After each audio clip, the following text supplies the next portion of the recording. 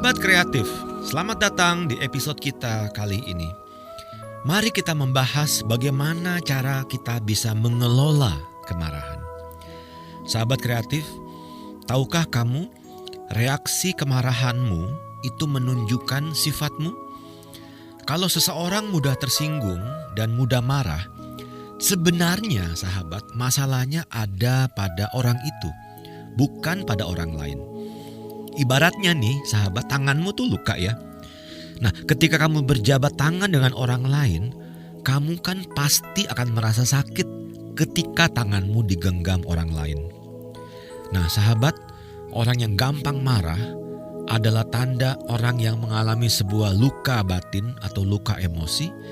Dan seberapa banyak pun dia berinteraksi dengan orang lain, dia akan membawa luka itu. Orang yang mudah marah, mudah tersinggung, juga memiliki sifat kekanak-kanakan atau tidak matang secara emosi.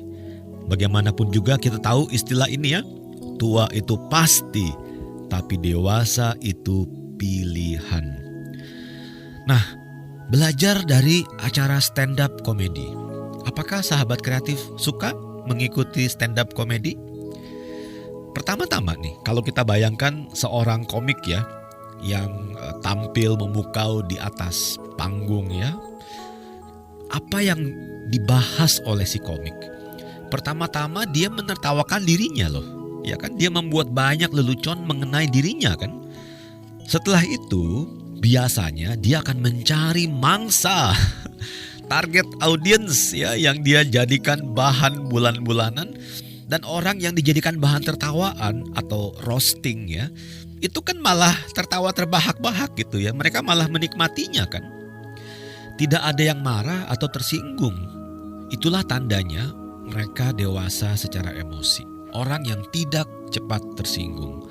Karena itu adalah tanda kebodohan.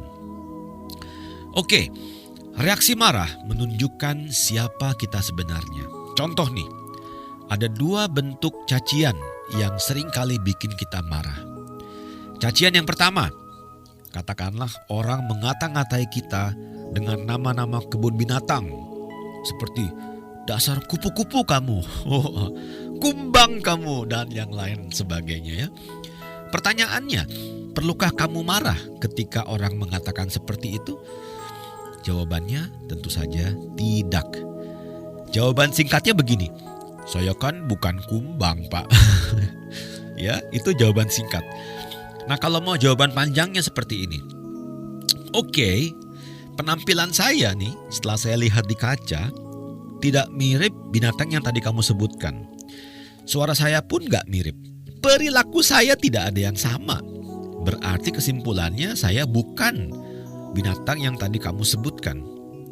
Jadi kalau ada orang yang mengumpat kita dengan kata-kata makian kebun binatang, seharusnya kita nggak boleh tersinggung, nggak boleh marah.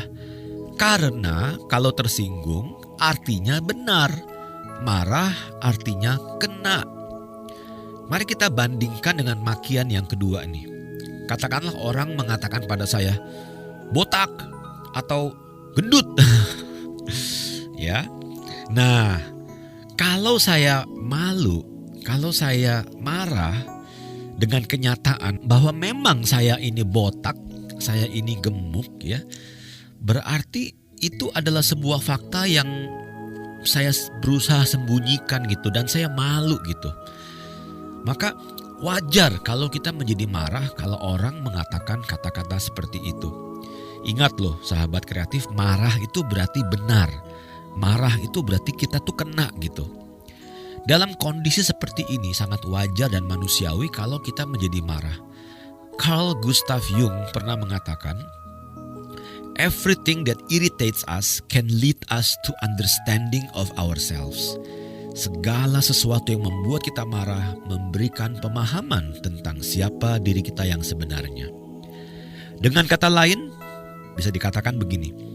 Saya membencimu bukan karena kamu salah, tapi justru karena kamu benar. Ada sesuatu yang memalukan yang ingin saya sembunyikan, dan kamu mengetahuinya, dan kamu menyingkapkannya. Bagaimana cara mengatasinya? Eleanor Roosevelt pernah mengatakan, "Tidak ada yang bisa menyakitimu kecuali kamu mengizinkannya."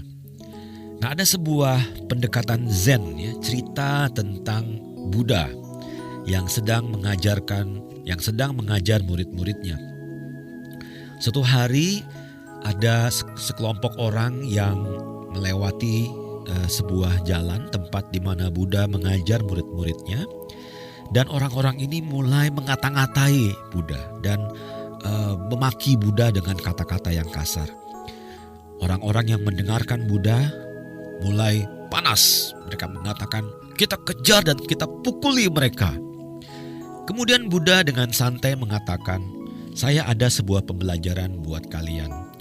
Kalau ada orang yang ingin memberikan sebuah hadiah kepadamu dan kamu tidak menerima hadiah itu," Buddha bertanya, "tebak di tangan siapa hadiah itu sekarang berada? Bukankah di tangan si pemberi?" Jadi sahabat, kita tidak perlu menerima atau menyikapi cacian atau makian orang lain. Jangan terima dalam tanda petik hadiah mereka. Bagaimana caranya kita bisa menolak kata-kata seperti itu? Ada sebuah filosofi lain yang juga menarik, datang dari timur. Sebuah buku bahkan judulnya The Cow in the Parking Lot. Sapi di sebuah tempat parkir. Jadi ceritanya begini nih, si penulis buku pas lagi mau nyari parkir di sebuah mall. Dan itu susah banget dia nyari parkir. Tiba-tiba ada sebuah tempat kosong. Dan ketika dia mau parkir, tiba-tiba tempat itu direbut oleh orang lain. Pas dia mau marah, dia menghibur pikirannya dengan mengatakan, "Oh, ini adalah sapi di tempat parkir." Jadi dia dengan melihat situasi itu seperti sapi yang berada di tempat parkir, dengan cara seperti ini dia lebih bisa menahan diri, ya. Dengan kata lain, gak level lah, yang waras ngalah lah. Anjing menggonggong, singa diam saja. Ya, ngapain anjing diladeni? Ya, anjing tugasnya memang menggonggong gitu. Singa tidak perlu meladeni karena levelnya beda. Jadi sahabat kreatif, semoga kita menunjukkan level kita yang berbeda. Ngapain sekolah tinggi-tinggi kalau reaksi kita masih kampungan seperti itu, ya. Kita harus tunjukkan siapa yang beradab, siapa yang biadab.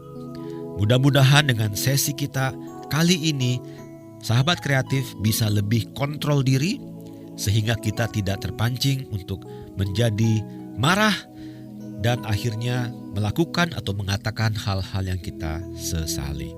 Terima kasih sudah mendengarkan. Saya Badi Trending. Kita jumpa lagi dalam episode yang berikutnya.